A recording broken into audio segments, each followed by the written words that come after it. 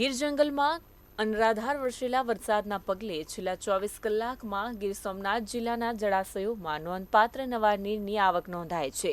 છેલ્લા 24 કલાકમાં હિરણ 1માં 9.5 ફૂટ, હિરણ 2માં 10 ફૂટ તો સિંગોડા ડેમમાં 13 ફૂટ નવા નીરની આવક થઈ છે.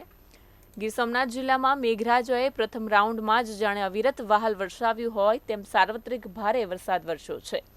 આવી જ રીતે જિલ્લાનો સૌથી મોટો જળાશય અને વેરાવળ નગરપાલિકા તેમજ 42 ગામ જૂથ યોજના મારફતે લાખો નાગરિકોને પીવાનું પાણી પૂરું પાડતા હિરણ 2 ઉમરેઠી ડેમમાં છેલ્લા 24 કલાકમાં 6.50 ફૂટ પાણીનો જીવંત જથ્થો નોંધાયો છે.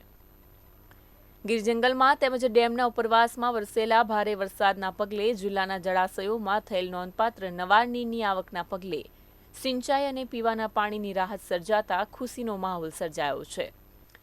વરસાદના પગલે સૂત્રાપાડાના પાંચી તીર્થની સરસ્વતી નદીમાં પણ પૂરની સ્થિતિ ઉદ્ભવી છે, જેના પગલે સુપ્રસિદ્ધ માધવરાય મંદિર પણ પાણીમાં ગરકાવ થયું હતું. મંદિર પાણીમાં ગરકાવ થતાં માધવરાય ભગવાન જાણે જલમગ્ન થયા હોય તેવા દ્રશ્યો સર્જાયા હતા. સરસ્વતી નદીમાં નવા નીરની આવક થતાં નીરના વધામણા કરવામાં આવ્યા હતા.